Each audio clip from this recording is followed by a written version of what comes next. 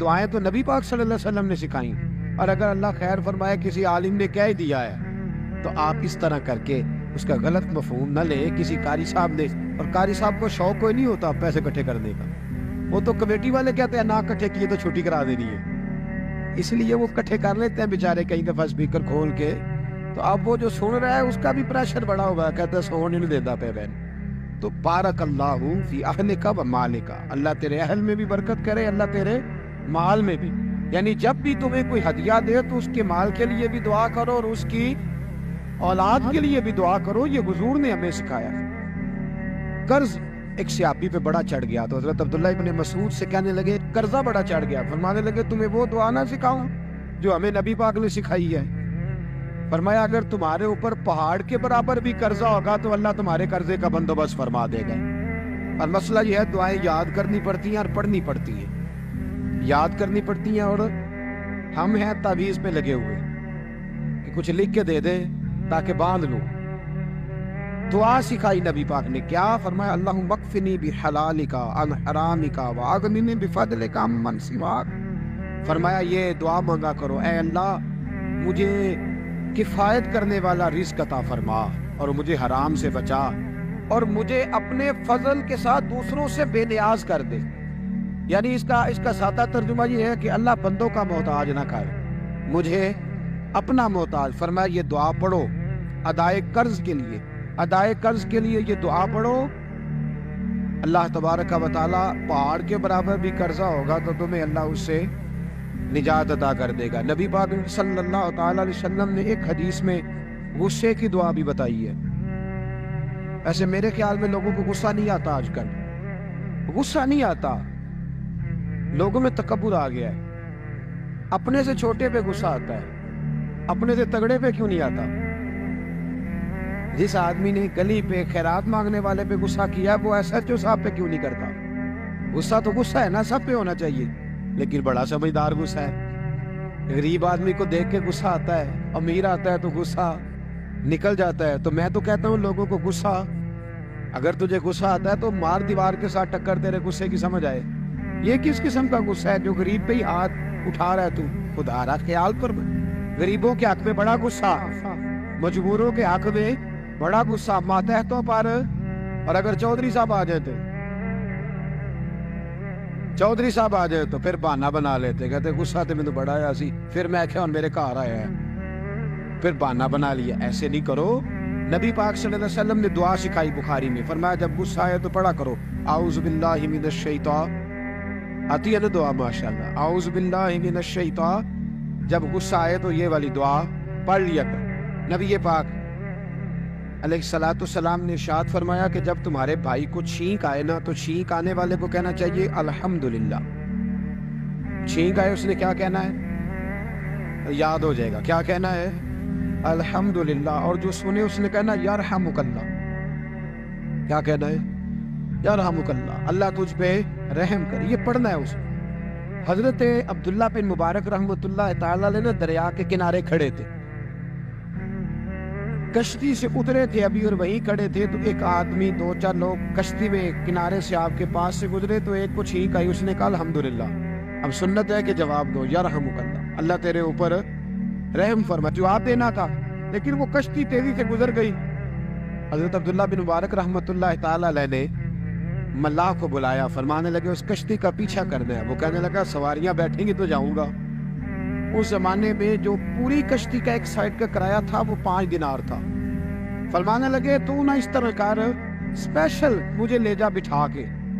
کیا لے گا؟ اس نے کہا 20 دینار لوں گا. فرمایا 20 ہی دوں گا. اس کشتی کا پیچھا کیا اور جس آدمی کو چھینک آئی تھی نا اس سے جا کے یرحمک اللہ کہا. اس نے جواب میں جزاک اللہ کہا. تو آپ فرمانے لگے میرا کام ہو گیا، واپس چل. ملا دنیا دار تھا، وہ سوچنے لگا. پہلے تو اس نے سوچا میرا کیا ہے، 20 دینار تو ان کے گئے ہیں. لیکن جب اترنے لگے نا تو 20 دینار دیے یا 20 درہم دیے. تو وہ کہنے لگا حضرت جی صرف ایک لفظ کہنے کے لیے آپ نے اتنا پیسہ خرچ کر دیا. فرمایا لفظ کہنے کے لیے نہیں، اپنے مصطفیٰ کی سنت ادا کرنے کے، اپنے نبی پاک علیہ السلام کی سنت ادا کرنے کے لیے. یرحمک اللہ، اللہ تیرے اوپر رحمت کرے. کس طرح کا خوبصورت انداز سکھایا. دیکھیے ایک حدیث ترمذی شریف میں نبی پاک صلی اللہ علیہ وسلم نے فرمایا کسی بیمار کو دیکھ کے یا کسی مصیبت میں مبتلا آدمی کو دیکھ کے تم یہ دعا پڑھ لو تمہیں کبھی وہ مصیبت نہیں آئے گی۔ کیسی خوبصورت دعا ہے، کسی مصیبت زدہ کو بیمار کو دیکھ کے پڑھو تمہیں کبھی وہ مصیبت الحمدللہ الذی عافانی مما ابتلاک بہ وفضلنی علی کثیر ممن خلق تفضیلا۔ اللہ تعالیٰ کا شکر ہے جس نے مجھے اس مصیبت سے عافیت دی اور اس بیچارے کو یا تجھے اللہ نے مبتلا کیا اور اللہ نے مجھے اپنی بہت ساری مخلوق پہ فضیلت دی ہے، یعنی اللہ نے مجھے بڑا اچھا رکھا ہوا ہے یار، میں تو الحمدللہ بڑا اچھا ہوں، دیکھو بیچارہ۔ یعنی یہ دعا بھی ہے اور اپنے اوپر شکر ادا کرنے کا ایک اعلیٰ حضرت فاضل بریلوی رحمت اللہ تعالیٰ علیہ کو نا گلے کے اندر چھوٹی چھوٹی 2 پھنسیاں نکل آئی، تو اس زمانے میں طاعون کا مرض پھیلا ہوا تھا۔ ایک بڑے قابل حکیم کو لایا گیا، انہوں نے چیک کر کے کہا آپ کو تو طاعون ہو گیا ہے، فرمایا لے کہ چل دوڑ جا، مجھے طاعون نہیں ہو سکتا۔ اس نے کہا جناب یہ گلے پہ بنا ہوا ہے اور سب کو پتہ ہے آج کل پھیلا، فرمایا سب کو ہو سکتا ہے مجھے نہیں ہو سکتا۔ کیوں؟ فرمانے لگے ایک بندے کو طاعون ہوا تھا تو میں نے اسے دیکھ کے وہ دعا پڑھ لی تھی جو نبی پاک نے بتائی ہے، لہذا حضور کا فرمان ہے تو مجھے ہر بیماری آ سکتی ہے پر یہ بیماری آ سکتی۔ وہ شخص کہنے لگا جی منہ میں بھی گلٹیاں چلی گئی، کھل نہیں رہا، کیا ہوگا؟ اعلیٰ حضرت نے کالی مرچ منگوائی، اسے پیس کے زبان کے نیچے رکھا تو ساری بیماری دور ہو گئی۔ فرمانے لگے بلاؤ نہ ذرا اس حکیم کو جو کہتا تھا طاعون ہو گیا ہے، وہ تو صحیح ہوتا ہی نہیں اتنی جلدی۔ فرمایا ہر چیز بدل سکتی ہے پر میرے نبی کا فرمان نہیں بدل سکتا، میرے رسول پاک علیہ السلام کا فرمان نہیں بدل سکتا۔ تو عزیز دوستو نبی پاک اب بڑی خوبصورت بات آئی، ساری خوبصورت تھی، بڑی پیاری بات آئی۔ دنیا میں سب سے حسین چہرہ اللہ نے اپنے رسول کو عطا فرمایا ہے۔ نبی پاک کا چہرہ بھی حسین ہے، مکھ چند بدر شاہ شانی ہے، متھے چمک دی لاٹ نورانی ہے، کالی زلف تے اکھ مستانی ہے، مخمور اکھی این مدفری، پیارا چہرہ ہے۔ حضور کا جتنا چہرہ پیارا تھا اتنے ہی حضور کے اخلاق بھی بڑے پیارے تھے۔ لیکن میرے نبی پاک علیہ السلام جب آئینہ دیکھتے، کیا دیکھتے؟ حضور جب آئینہ دیکھتے، ہمارے نوجوان بھی سارا دن آئینے کے آگے کھڑے رہتے، کبھی بال اس طرح کے بناتے کبھی اس طرح کے، تو میرا کئی دفعہ دل کرتا ہے کہ میں ان سے کہوں کہ تو آئینے کو کہہ رہا ہے جھوٹ بول، پر وہ کیسے بولے؟ تو کہہ رہا ہے آئینے کو کہ تو کیا سب سے پیارا تو ہی لگ رہا ہے، پر وہ کیسے بولے؟ اس کو تو سچ بتانا ہے۔ ان کو آئینہ جو دکھایا تو برا مان گئے۔ تو میرے عزیز یاد رکھیے گا نبی پاک صلی اللہ علیہ وسلم بھی آئینہ دیکھتے، آئینہ دیکھنا حضور کی سنت ہے۔ کوئی سنت سمجھ کے آئینہ دیکھے گا تو ایک دفعہ دیکھنے پر 100 شہیدوں کا ثواب ملے گا، لیکن نبی پاک صلی اللہ علیہ وسلم آئینہ دیکھتے کیا کہتے؟ اللہم انت حسنت خلقی فحسن خلقی، یا اللہ یہ دیکھے حضور نے ہمیں سکھایا ہے، یا اللہ جس طرح تو نے میری صورت اچھی بنائی ہے میری سیرت بھی اچھی بنا دے، یہ ہمیں سکھانے کے لیے دعا۔ یا اللہ جس طرح صورت اچھی بنائی ہے، جس طرح تو کہتا ہے نا اس دفعہ اس وقت دیکھ لو کپڑوں پہ کوئی داغ نہیں، تو دعا کیا کر باطن کے بھی اللہ داغ دور فرما دے، یہ والا سارا معاملہ بھی ٹھیک ہو جائے۔ تو آخر کی طرف آتا ہوں، فرمایا جب کھانا کھانے لگو تو دعا مانگو، اور ایک روایت میں فرمایا یہ دعا پڑھ لو، کھانے میں زہر بھی ہوگا تو تم پہ اثر نہیں کرے گا کھانے پہ۔ ایسے میں بڑی تکلیف سے کہتا ہوں کہ آج بھی ہمیں کہنا پڑتا ہے کہ بہت سارے لوگ ایسے ہیں جو ابھی بھی کھانے سے پہلے بسم اللہ نہیں پڑھتے۔